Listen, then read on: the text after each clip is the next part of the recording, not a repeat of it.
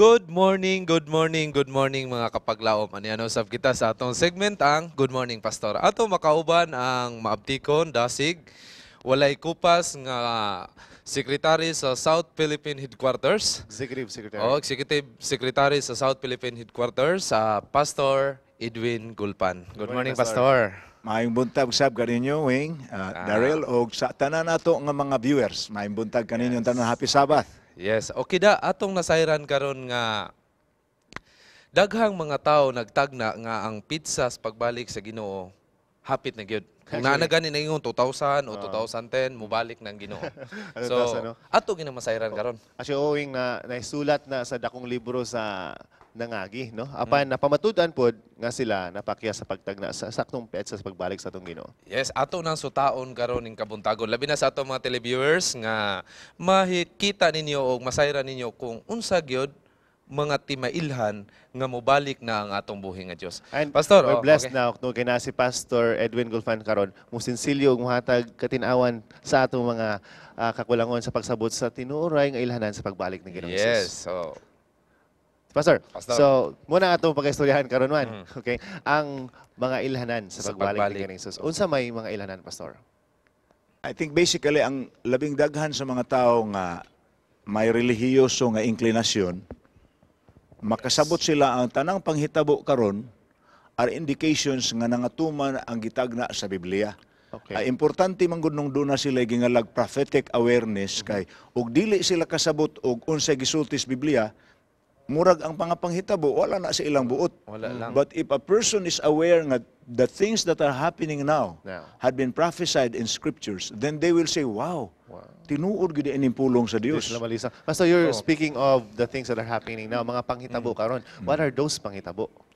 So many of them, I mean, pananglitan, kaning nag-anam kadaghan nga mga numbers sa natural calamities. Yes, Ang exactly. ubang mga Natural calamities. Ang ubang Pilipinas mga na- tao moingon sila nga naa na may mga calamities sukad sa una.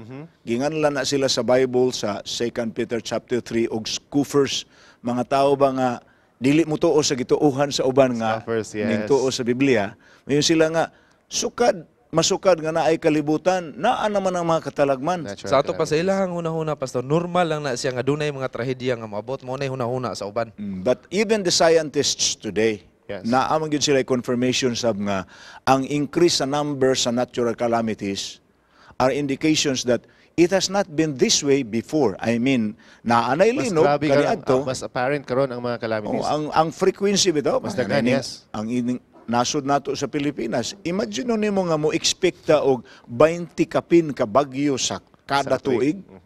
Na og hunahuna na pulos man na indication nga dunay mas gamhanan nga namukaw bitaw sa nahikatulog nga pagbati sa mga tao. Pwede. Kanin dito. Namukaw kay ang gigamit nako nga term nga word nga pamukaw kay labing daghan sa mga tao di man lang magkabana. But once nga naanay katalagman, aya pa sila Aya sa kaamgo balisa. nga Taranta dayon. they have to do something. Ay pa makarealize sakto, Pastor. Una nga ako as a preacher naghimosag ko murag ning shift ko sa akong theme.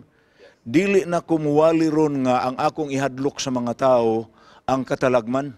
Kay shallow man na nga klase sa conversion. Ug naay mga tao ron nga mudawat sa Ginoo kay nahadlok.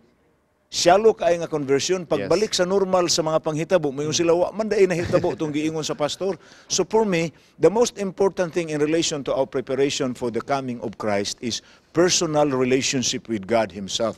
Pastor, you're talking about one sign lang, natural calamity. Are there others? There are many. Please cite three. Ano mga common lang sa kay nga kinaiya sa mga tao, ang Timothy nag-ingon nga niining kaulahi ang mga adlaw dili nakakasabot sa mga tao. Yang mga tao mahigugmaon sa kaugalingon, mawala sa pagtahod sa usag-usa. All of those are indicated in the newspapers every day. Mga tao nga ginganlan nato wa nay puangod, mga bata nga di na motahod og ginikanan, etc. All of those are we call social signs. Kay ang mga signs go doon ay ginganlan og celestial signs sama aning mga Celestial, hitabo sa langit the darkening of the sun, the falling of the stars, all of those has already taken place. And there are more that are going to take place in the future. And one more, Pastor. One Doon more na po sign. ginganlag political science na sa James nag-ingon nga moabot ang panahon nga ang mga taong dato mudaog-daog sa mga kabus. Yes. All of those are signs. Very apparent. So, if people are aware that what is happening now, culturally, socially, politically, are all indications that these are spiritual signs. Yes. Okay. So kani pastor kanang gitawag nga trahedya, balitas trahedya. Kung naigo ang mga tao sa trahedya, kinsa man gid ani ang Ginoo bay naghimo ani o sa kinaiyahan bagini siya para masayran sa atong mga televiewers nga sa iyang pagbalik, iyan ning gihimo nga mohimo kog trahedya para hapit na mahibaw-an ninyo nga hapit na kumubalik. I agree with you, Wing. Kaya ang ubang mga tao, maingon man sila pagsulti, if God is a God of love, nga nung mutugot man siya nga naay mga disasters, Yes. nga mudag katalagman, nga daghan pa ang mga matay. I think the best answer that we get is from the Bible is the story of Job. Ang istorya ni Job, nagpakita og mga katalagman. Apan ang istorya ni Job, nagpakita sa ato nga dunay duha ka buok nga interesado sa atong kinabuhi nga dili nato kapugngan. Ang Dios mismo nga mao'y nagmugna nato, mao'y naglalang nato, mao'y naghatag ka nato sa tanan nga maayo, ang iyang interes ato ang atong ikaayo. Yes. On the other hand, may kaaway siya, ang devil. Ang devil tugbang sa interes sa Dios, maupod ang iyang interes sa tao. If God is interested that man will be saved, man will be blessed, man will live a very convenient and happy life, ang yawa sa pag-interes niya nga ang tao malaglag, ang tao maagig kasakit. So unsay plano sa Dios tugbangan na sa yawa ug maot. Alright. Wow. Alright. Muna nga So, dunay Pastor, duha ka okay. buok ni sila.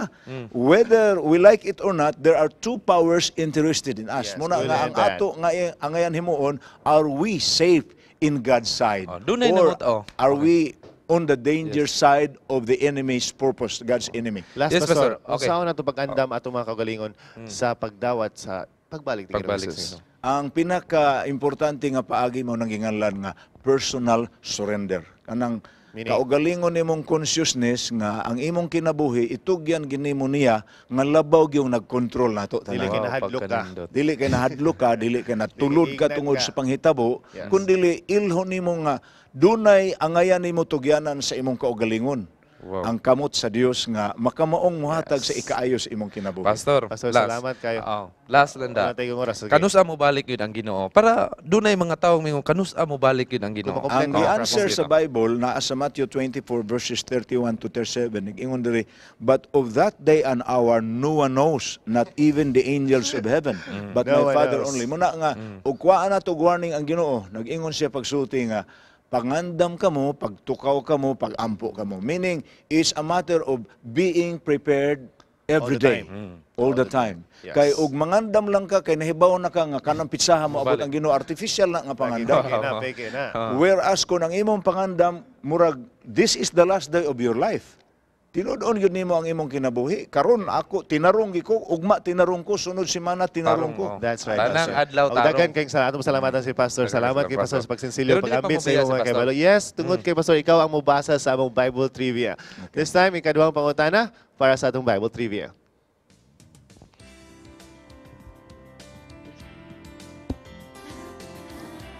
What does the name Eve mean? Unsa may kahulugan sa ngalang Eva? Dili kagabiyon, Pastor?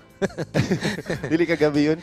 Sige, mga kapaglaom, tawag na mo, tubag na mo sa amo ang Bible Trivia. O karon, ang atong Kids Station, atong tanawon.